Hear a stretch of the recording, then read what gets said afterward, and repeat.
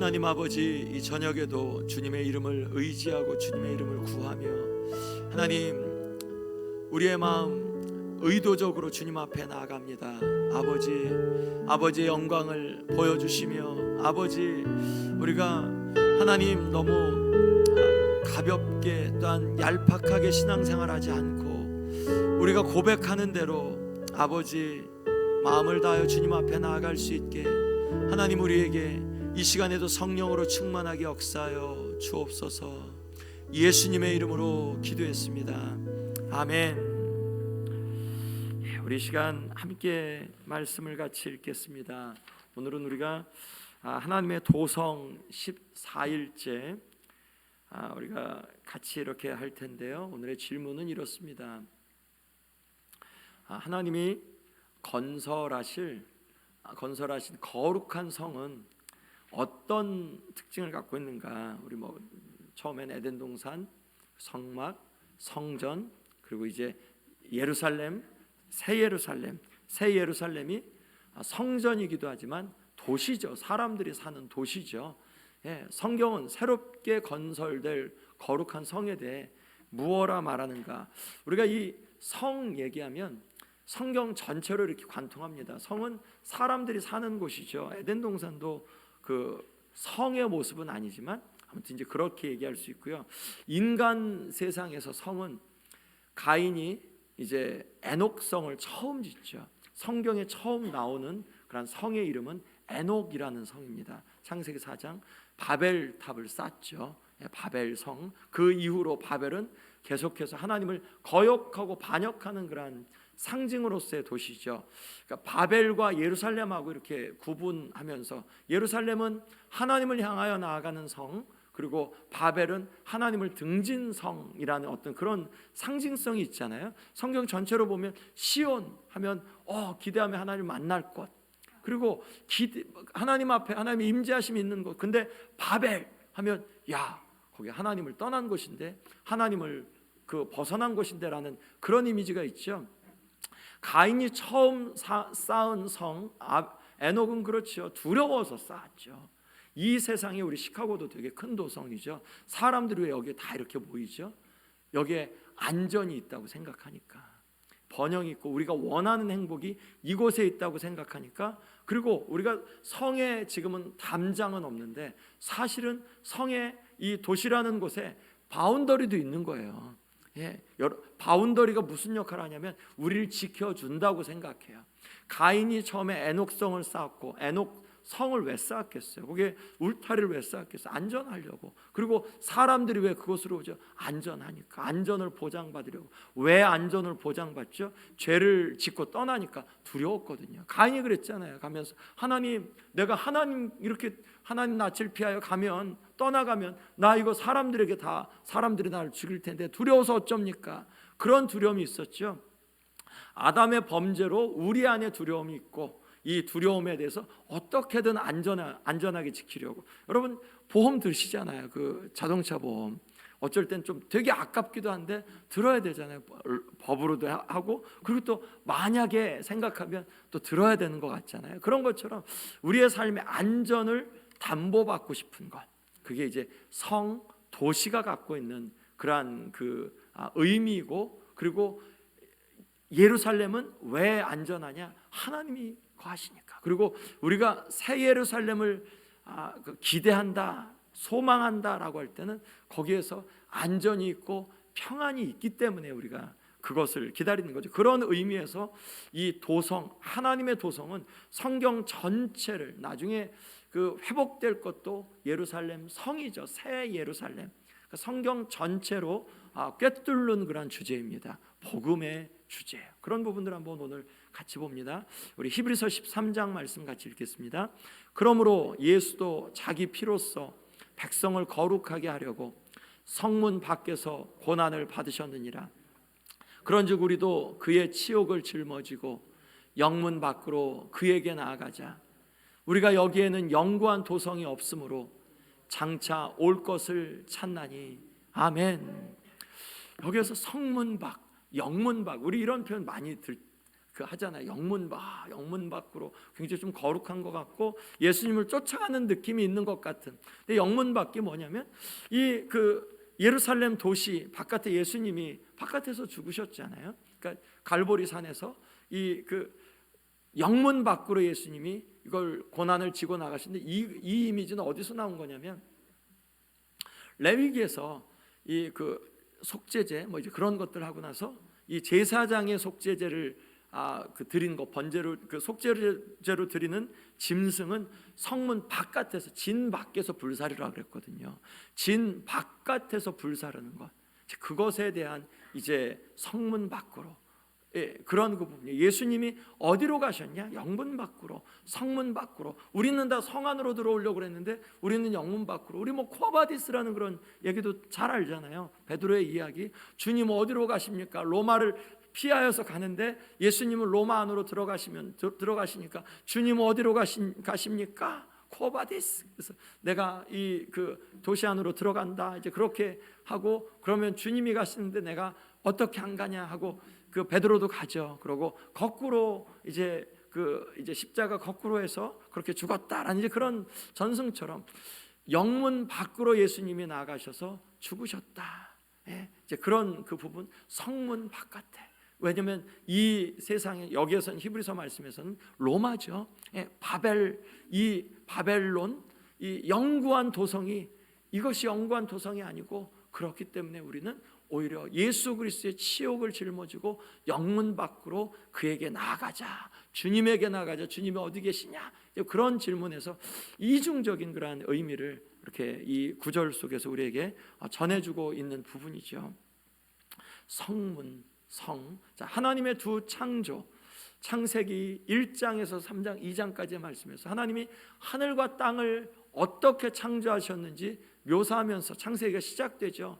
자, 요한계시록은 새 하늘과 새 땅의 창조를 고대하면서 끝나죠. 새 하늘과 새 땅이 올 거다라고. 그러니까 창세기 1, 2장과 요한계시록 21장, 22장에 딱 이렇게 아구가 맞고 그런 귀한 그런 그 말씀이죠. 두 번의 창조가 이 새 하늘과 새 땅이 다시 또 창조되는 그런 모습. 두 인간이 거주하는 동산.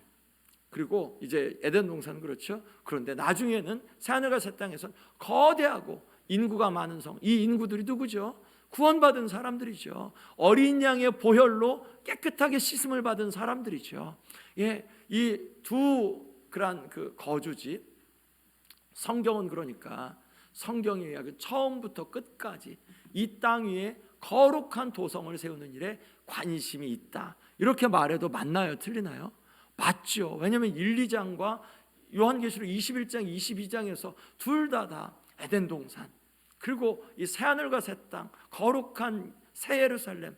그러니까 성경의 처음과 끝이 다 뭐냐? 도시예요. 사람들이 사는 곳. 그런데 이 그 처음 땅도 하나님이 생육하고 번성하라. 사람이 많아질 것. 아직은 2명밖에 없지만 예수님이 그러니까 하나님이 그런 명령을 주셨죠. 그리고 요한계시록 마지막에서는 사람들이 구름대같이 많은 이제 그러한 장소가 새 예루살렘이 되는 거죠. 그러니까 성경 전체는 이 땅 위에 거룩한 도성을 세우는 일에 그 관심이 있다. 이 도성에 누가 사냐?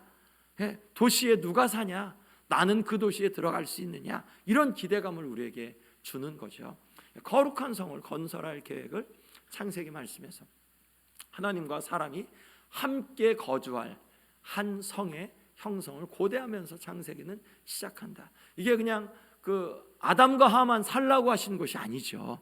에덴 동산은 하나님이 함께 거하셨던 곳이죠. 왜냐하면 하나님이 부르고 만나 주셨던 곳이잖아요.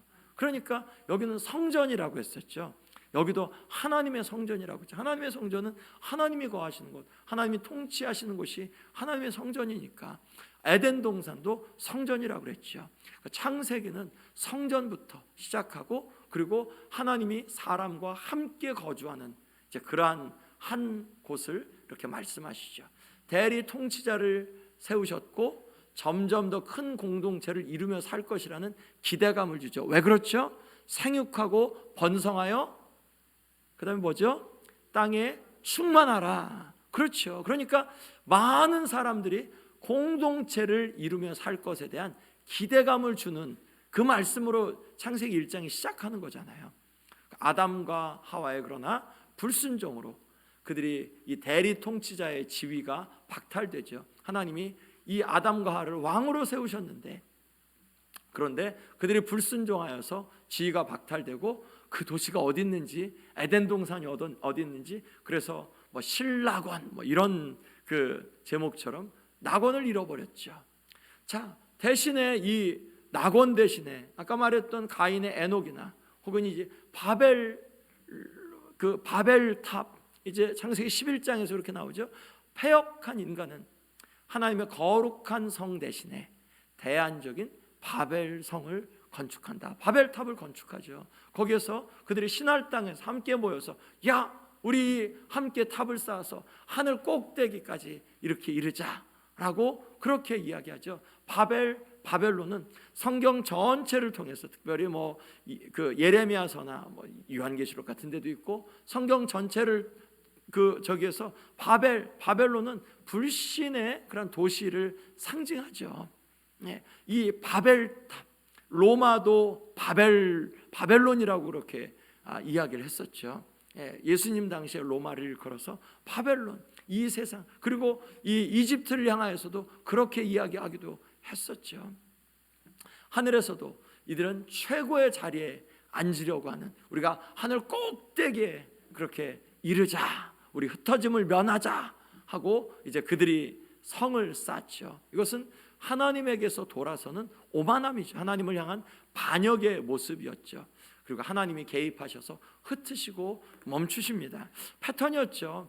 우리도 이 세상에서 우리는 어느 도시에 거하는가, 우리가 요 부분은 하면서 우리가 생각해야 돼요. 그래서 뭐 그 어거스틴 같은 경우도 두 도시 이야기나 뭐 그런 이야기들을 하죠. 그 하나님의 도시와 이 세상 도시, 우리가 어디에 속해 있는가, 우리는 이제 이런 부분들을 봐야 되죠. 하나님께 도전하는 상징으로 이 바벨탑은 상징되는데, 자, 우리 한번 말씀을 한번 같이 읽습니다. 창세기 11장과 예레미야서 50장 말씀 같이 함께 읽습니다.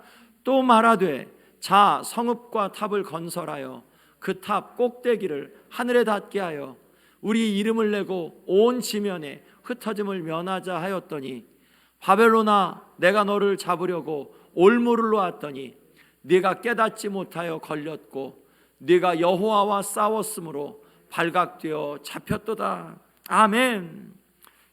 이렇게 바벨탑을 쌓는 이 사람들, 그 탑 꼭대기를 하늘에 닿게 하여 우리 이름을 내자, 온 지변에 흩어짐을 면하자라고 이제 그렇게 그들이 선포했고, 이제 예레미야서 50장 말씀엔 바벨론아, 내가 너를 잡으려고 올무를 놓았더니 네가 깨닫지 못하여 걸렸다. 네가 여호와와 싸웠으므로 발각되어 잡혔다.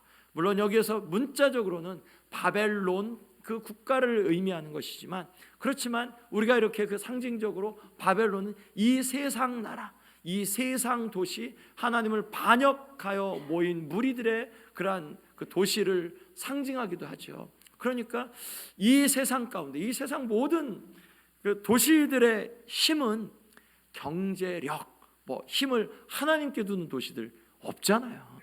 모든 이 세상의 도시들은 사람 수, 경제력, 정치력, 뭐 이런 부분들의 자부심을 갖고 있죠. 하나님을 잘 섬겨서 우리 도시가 좋지, 이런 도시 거의 없죠. 특별히 기독교 국가 아니면.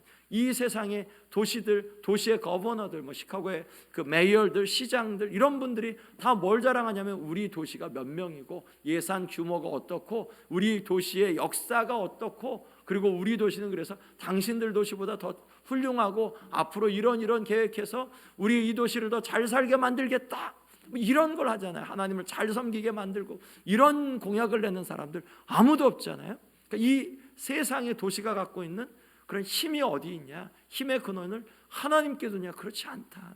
이 세상의 도시들의 힘의 근원은 이 세상의 돈이나 뭐 다른 것에 두니까. 그러니까 도시들이 갖고 있는 힘, 그리고 우리들도 마찬가지로 마찬가지죠. 우리들도 잘 봐야겠죠. 요한계시록 17장 말씀 같이 한번 읽습니다. 그의 이마에 이름이 기록되었으니 비밀이라. 큰 바벨론이라.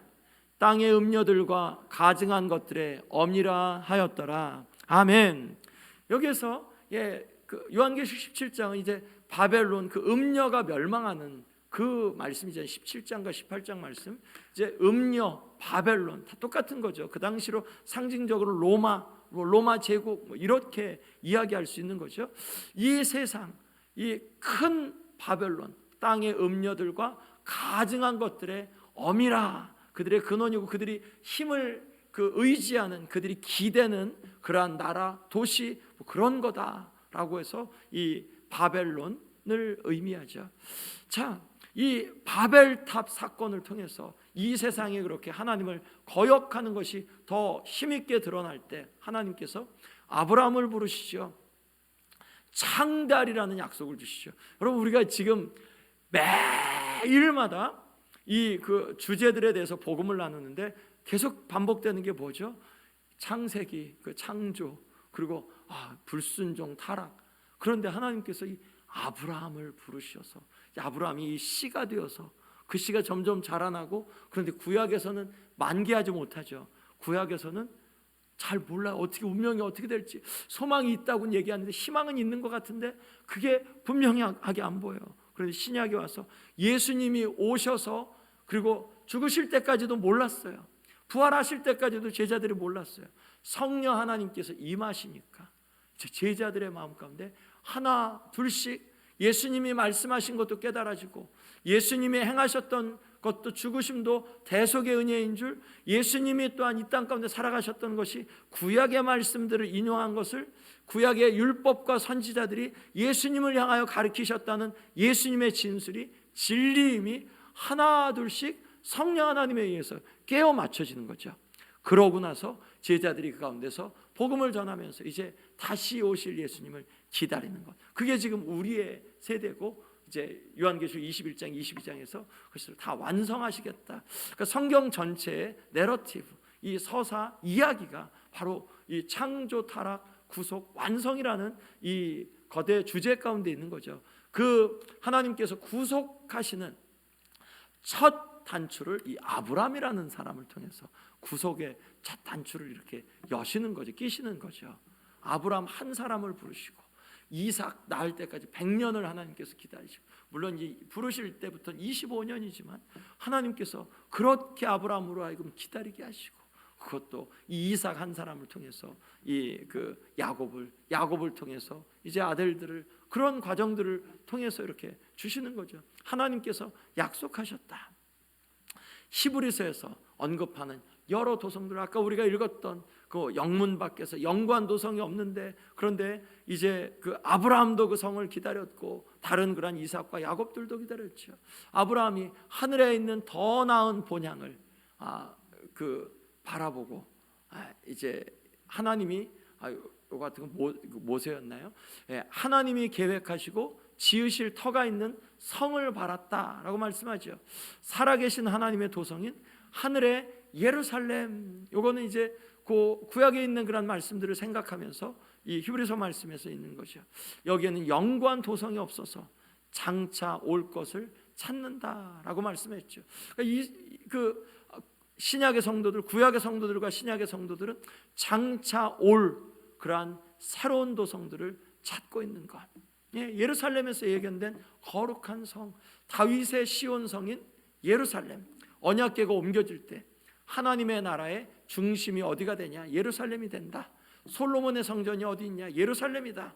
잠정적인 거룩한 성, 완성된 곳은 아닌데, 그런데 하나님이 함께 하시겠다고 이스라엘 백성들도 또한 열방들도 여기에 하나님이 계시다라고 이 예루살렘을 찬양했으니까, 그리고 예루살렘으로 오는 순례객들이 예루살렘 시온을 향하여 나아가는 것을 기쁘게 찬양했으니까, 이 솔로몬의 성전이 있는 예루살렘은 잠정적인 거룩한 성의 역할을 구약시대 때 했죠. 사도 바울도 그렇게 생각했죠. 맞아요. 구약과 신약의 성도들은 그런 그 마음을 예루살렘 안에서 잠정적인 하나님의 도성으로 예루살렘을 생각했습니다. 찬양의 대상이 되었고요. 그런데 부도덕한 백성들로 인하여서 예루살렘을 하나님이 버리시죠. 도시가 다 무너지고 성소가 다 또한 무너지죠. 미래에 근본적으로 변화할 예루살렘에 대한 예언들을 다니엘을 통해서, 이사야를 통해서 그렇게 많은 부분들을 주시죠. 한번 이사야서 2장 말씀을 같이 함께 읽겠습니다. 많은 백성이 가며 이르기를 오라, 우리가 여호와의 산에 오르며 야곱의 하나님의 전에 이르자. 그가 그의 길을 우리에게 가르치실 것이라. 우리가 그 길로 행하리라 하리니 이는 율법이 시온에서부터 나올 것이요 여호와의 말씀이 예루살렘에서부터 나올 것임이니라. 아멘. 예루살렘에 대한 찬양이죠. 여호와의 산이 어디냐? 예루살렘이다. 야곱의 하나님의 전이 어디냐? 예루살렘이다. 거기서 어떤 일이 있냐? 하나님이 거기 계셔서 그의 길을 우리에게 가르치실 것이다. 율법이 어디에서부터 나오냐? 시온에서부터 나온다. 시온이 어디죠? 예루살렘이죠. 여호와의 말씀 예루살렘에서부터 나올 것이다. 구약의 성도들은 예루살렘을 잠정적인 하나님의 도시로, 하나님이 거하시는 곳으로 그렇게 믿었죠. 그럼에도 불구하고 이 예루살렘 도시가 있는데도 바벨론은 지속적으로 도전하죠. 이 세상에서 하나님의 계획이 타격을 입은 건가? 왜냐하면 무너졌으니까, 성소가 무너졌으니까. 성소가 무너진 것으로 이야기가 끝이냐? 위기인데 위기가 결말이냐? 아니면 이것이 드라마의 위기냐? 우리가 성경 전체 이야기를 알고서 그 성경을 읽는 것과 그렇지 않은 것과는 무척 차이가 있습니다. 우리가 전도서 말씀을 읽을 때 전도서의 말씀은 대부분의 말씀이 헛되고 헛되다. 그냥 너 이 세상에서 내게 주어진 일 열심히 하고 그리고 그냥 즐겁게 살아. 그게 최고야. 이것저것 욕심 부리고 다 해봤자 다 소용없어. 즐겁게 살아라는 내용이 한 20분의 20분의 19 뭐 그런 정도 차지하거든요. 앞부분하고 서론하고 끝부분에서만 이게 그쪽인데, 이 전도서 안에서 두 명의 그 이야기꾼이 있는 것을 확인하지 않으면, 그럼 이거 하나의 이야기로 이렇게 받아들이면 이거 그냥 우리가 우리의 인생 즐기며 살라는 말씀이잖아 라고 받아들일 수 있어요. 그런데 이 말씀이 아니에요. 그렇지 않고 욥 같은 경우도 마찬가지고, 그런 속에서 누가 어떤 이야기를 하는지 굉장히 중요한데 이 전도서 같은 경우도 그렇습니다. 그런 부분들을 보면서 우리가 성경 이야기 전체 이야기를 주목해야 되는 것은, 만약 전도서에 우리가 읽고 있는 부분만 딱 생각하면 그냥 우리에게 주어진 것을 그냥 그때그때 만족하며 살라고 말씀하는데, 그러면 우리가 뭐 하나님을 위하여서 더 열심히 할 것도 없고 그냥 주어진 거 먹고 마시고 그리고 즐겁게 떠들고 놀고 내가 하고 싶은 거 하고 하기 싫은 거 안 하고 스트레스 받을 필요 없지, 그러면 되지. 전도서 말씀이 그러잖아 라고 이렇게 이야기하면 그게 성경 전체 말씀하고 같이 성경 전체가 그 생각을 서포트 하나요? 아니죠. 그 가치관을 서포트 안 하죠. 그러니까 우리가 전체적으로 봐야 되는 부분이 중요하죠. 바벨론이 도전을 했어요. 예루살렘 성전이 무너졌습니다. 우리 인생 끝난 건가? 코로나가 닥쳤습니다. 우리의 건강에 이상이 생겼습니다. 이것으로 우리의 인생은 끝난 건가? 아니다. 우리의 인생의 끝은 어떻게 되는가? 우리의 인생은 하나님께서 우리의 삶을 온전히 변화시키셔서 예수님과 같이 변화시키셔서 우리가 영원히 살게 될 것이라고 말씀하셨고, 이 땅 가운데서도 하나님이 우리와 함께 하신다고 말씀하셨다. 이게 약속이면 성전이 무너졌다고, 코로나 때문에 이렇게 어떻게 됐다고, 뭐 때문에 이렇다고 우리가 그럴 게 아니라 하나님이 여기 계신 것처럼, 하나님이 나의 삶을 온전히 회복시켜 주실 것처럼 그런 마음으로 살아가야 되는 게 맞죠. 만약 이스라엘 백성들이 성전 무너졌다고 에이 뭐 하고 그냥 가는 데 가서 그 나라의 신을 섬기면 되지, 이러면 안 되죠. 바벨론에 가서 그들이 깨닫게 되죠. 이 무너진 게 우리의 죄 때문이구나, 우리의 조상의 죄 때문이구나 라고 돌이키게 되죠. 이야기의 끝이 아닙니다. 이사야가 말씀을 통해서 하나님이 다시 한번 회복시켜 주실 거다 라는 그런 회복의 이야기들을 주시고, 다니엘도 예언을 통해서 거룩한 성 예루살렘이 다시 일어날 것에 대한, 요한계시록 17장 18장에서는 지속적으로 바벨론은 우리의 삶을 도전한다. 우리는 이 세상에 살면서 하나님의 약속을 받았지만 여전히 세상의 세속적인 영향 가운데 산다. 이 세상이 가시황건기가 여전히 있죠. 주님 다시 오실 때까지는 이 세상은 다시 왕궁기가 있고, 주님 다시 오실 때까지 이 세상에서 이 악한 영의 세력들은 지속적으로 두루다니며 삼킬자를 찾죠.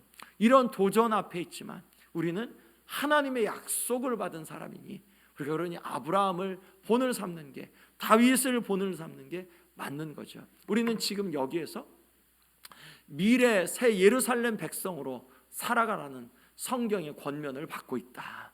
성경은 우리에게 바벨론에 살고 있지만 미래 우리가 살게 될 새 예루살렘 백성으로 이 바벨론이지만 하나님 안에서 그렇게 살아가라고, 그런 성경의 권면을, 마치 도시에 살고 있지만 예수님과 같이 영문 밖으로 나아가 예수님을 만나는 자처럼 이 세상 가운데 나그네의 삶을 살 것을 성경이 말씀하고 있다는 말씀이죠. 자, 이사야서 47장 말씀을 같이 한번 읽습니다.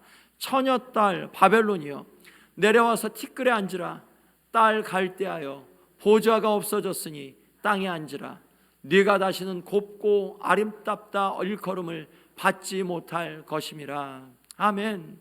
예, 바벨론이 지속적으로 힘을 행사할 거냐? 아니다. 바벨론은 곧 무너질 나라다. 바벨론이 영원히 우리를 다스릴 거냐? 그렇지 않다. 우리는 영원히 새 예루살렘으로 들어갈 거다. 새 예루살렘에 대한 그런 소망을 주는 거죠. 땅 위에서 조화롭게 살아갈 구속받은 인류의 존재들, 저와 여러분들은 땅 위에서 이제 새 예루살렘 안에서 조화롭게 살아갈 거다. 그곳엔 악과 죄와 사망의 부정적인 영향은 없을 것이다. 아멘. 그렇게 분명히 말씀하고 있잖아요. 새 예루살렘, 거룩한 성 새 예루살렘에 그럴 것이다. 다른 한편으로 얘기하면 천국이죠. 천국이죠. 많은 민족에서 나온 사람들이 그곳에 있을 것이다. 백인만 있지 않고 한국 사람만 있지 않고 다양한 민족들이 올 거다. 그곳에선 하나님의 얼굴과 얼굴을 대하여 볼 것이고 친밀함을 경험할 것이다. 성 전체가 거룩한 성전이다. 왜냐하면 하나님이 거하시는 곳이니까. 우리의 그러한 이 상상으로는 이 정도죠. 거기는 하나님의 거룩한 영광이 있는 곳, 거룩한 영광, 하나님이 거하시는 곳. 그리고 하나님을 그곳에선 보게 되면 뭐 할 거냐?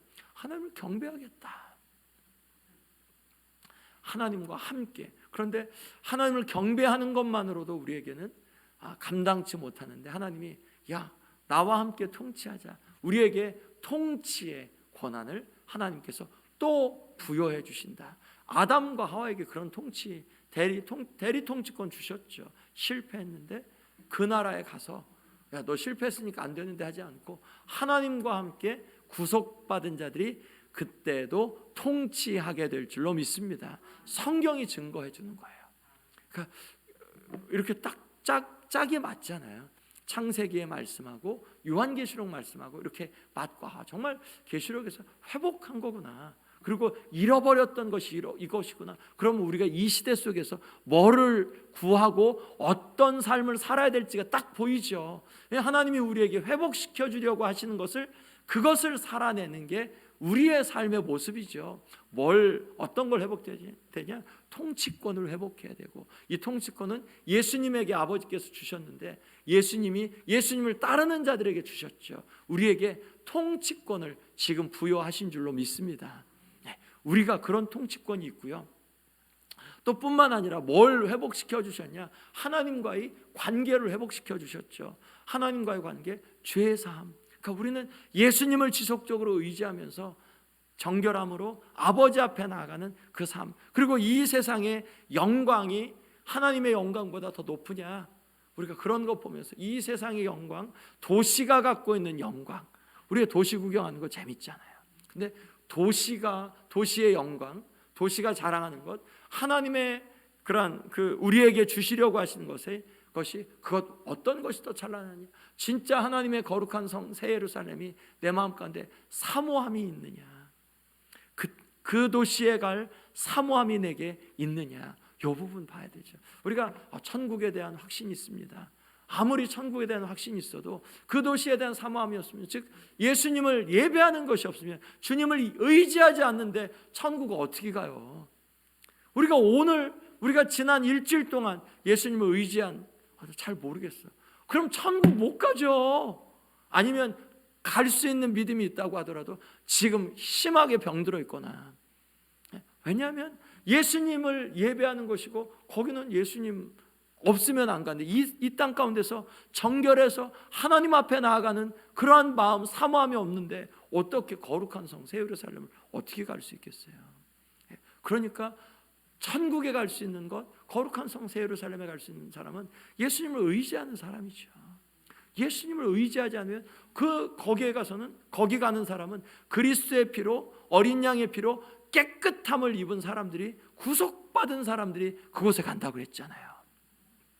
자, 요한계시록 22장 5절 말씀을 같이 함께 읽습니다. 다시 밤이 없겠고 등불과 횃빛이 쓸데없으니 이는 주 하나님이 그들에게 빛이심이라. 그들이 세세토록 왕노릇하리로다. 아멘. 빛이 필요 없는데 거기에서 그들이 누구예요? 그들이 우리들이죠. 예수님 안에서 구속받은 자들이 세세토록 왕노릇하리로다. 우리가 통치의 권한을 부여받는다는 말씀이죠. 아담의 권세를 회복한다. 자, 제가 한번 정리를 해봤습니다. 거룩한 성의 특징이 누가 들어갈 수 있느냐? 구원받은 자들, 어린 양의 피로 깨끗함에 씻은 자들, 정결함을 입은 사람들이 그곳에 들어갈 수 있다. 우리가 누가 성도가 되냐, 누가 교인이 되느냐? 예수 그리스도를 믿고 예수 그리스도로 말미암아서 깨끗함을 받았다고 믿는 사람들, 그러니까 그것을 공적으로 침례로 고백하는 사람들, 그런 사람들이 교인의 자격이 있는 거죠. 하나님 나라에 또 그렇죠. 누가 거기에서 구성하냐? 구성원은 다양한 민족과 배경을 가진 사람들이다. 그것은 충분히 넓고, 예수님도 14장 요한복음 말씀하셨죠. 내가 아버지께로 간, 너희 마음에 근심하지 말라. 하나님 믿으니 또 나를 믿으라. 내 아버지 집에 거할 곳이 많도다. 아멘. 저와 여러분들이 걱정 안 해도 되죠. 거기서 뭐 산하제 안 해도 되죠. 우리가 충분히 넓고 충분히 부유한 곳, 거룩한 성은 많은 기쁨과 평안이 그 가운데 흐르고, 왜냐하면 두려움의 요소가 해결되었기 때문에.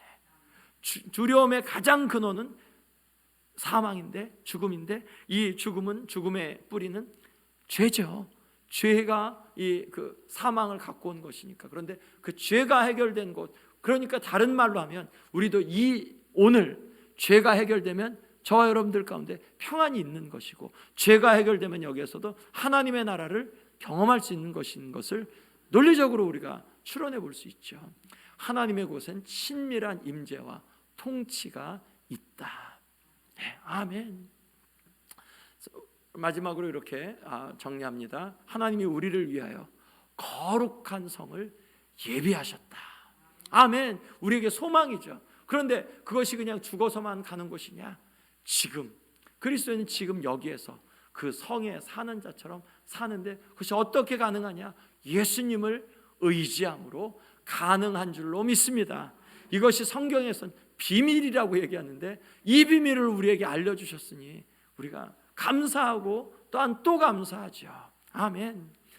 오늘 성경에 읽기는 에스라서, 느헤미야서, 에스더서입니다. 제가 정리는 하진 않았는데, 이 성전 재건하러 에스라가 이렇게 나가죠. 1차적으로 스룹바벨이 나갔고, 그때 한 4만 명, 근 5만 명 가까이 이렇게 쫙 나갔고요. 그래서 아주 초라하지만 성전을 재건합니다. 그리고 그 이후에 에스라서에서 학사 에스라가, 이 대제사장 출신이었던 학사 에스라가 가서 율법을 가르치죠. 그리고 그 가운데 문제들이 뭐 이방인의 문제, 또한 그 이방인과 통혼하는 문제, 대적의 문제, 뭐 그런 것들이 있었죠. 그런 것들을 해결하고, 이 느헤미야는 성벽을 재건하러 가죠. 예루살렘 성벽이 다 불타고 소화되었다라는 소식을 듣고 하나님께 기도하고 이제 왕에게 이야기하고, 그러고 그곳에 12년 동안 총독으로 가서 성벽을 재건한 것이 이제 느헤미야의 일이죠. 여기서 나중에 이제 에스라 이야기가 잠깐 또한 나오고요. 그때도 문제가 많았었죠. 대적들이 많았는데 하나님 앞에 기도하면서 어떻게 느헤미야가 기도하면서 그 일들을 이루었는지에 대한 말씀이 느헤미야고, 에스더서 말씀은 이제 불임절이 어떻게 되었는지, 어떻게 생겨났는지, 그리고 에스더를 통해서 어떻게 민족의 위기 가운데서 하나님께서 드라마틱하게 민족을 살리시고 오히려 이 유대인을 미워했던 이 하만과 그 같이 따랐던 사람들을 어떻게 하나님께서 처벌하시는지에 대한 내용들이 에스더죠. 이 부분들이 없게 되면 우리가 잃게 되는 그 미싱 링크가 되게 많죠. 포로 이후에 어떻게 왔는지, 그리고 학개와 스가랴가 요 당시에 그 에스라서에 있었던 그때랑 같은 때였거든요. 학개와 스가랴서를 잘 이해하려면 에스라서의 상황을 알아야 되거든요. 이제 그런 그 부분들도 그렇고, 포로기 이후에 와서 이 사람들이 어떤 위기에 직면했는지, 그리고 그것들을 어떻게 하나님 앞에 기도하면서 이 위기들을 모면하고 그들이 힘을 얻었는지, 이들이 얼마나 힘들었을지, 이런 부분들을 보고 이 이방 땅에 살면서 이들이 얼마나 큰 어려움들을 겪었을지에 대한 부분들이 이 에스라, 느헤미야, 에스더서를 통해서 우리가 이렇게 잘 알 수 있죠. 우리에게 이 에스라, 느헤미야, 에스더도 그들이 어디로, 에스라, 느헤미야는 어디로 왔죠? 예루살렘으로 돌아오죠. 그게 주된 이야기죠. 왜 예루살렘으로 오느냐? 임시적인 잠정적인 하나님의 거룩한 도시였으니까, 하나님의 약속을 의지하며 그것으로 찾아왔던 것처럼 우리의 마음속에서도 거룩한 성, 하나님께서 우리를 예비한 성, 우리가 그것들을 일단 돌아보며 그것을 막는 바벨론 그 세력이 우리에게 분명히 있음을 인지하지만, 우리가 주님 안에서 능히 주님을 또한 의지하여서 더 힘있게 나아가는 저와 여러분 되시기를. 그래서 우리가 성경을 여러분들이 통독하시면서 도시 이런 부분들이 나올 때는 이 부분들을 이렇게 조금 더 잘 생각하며 나아가는 저와 여러분 됐으면 좋겠습니다. 기도하겠습니다. 하나님 아버지, 주의 은혜를 감사합니다. 거룩한 성을 우리에게 허락해 주시고 그 성의 통치권을 우리에게 주시기로 작정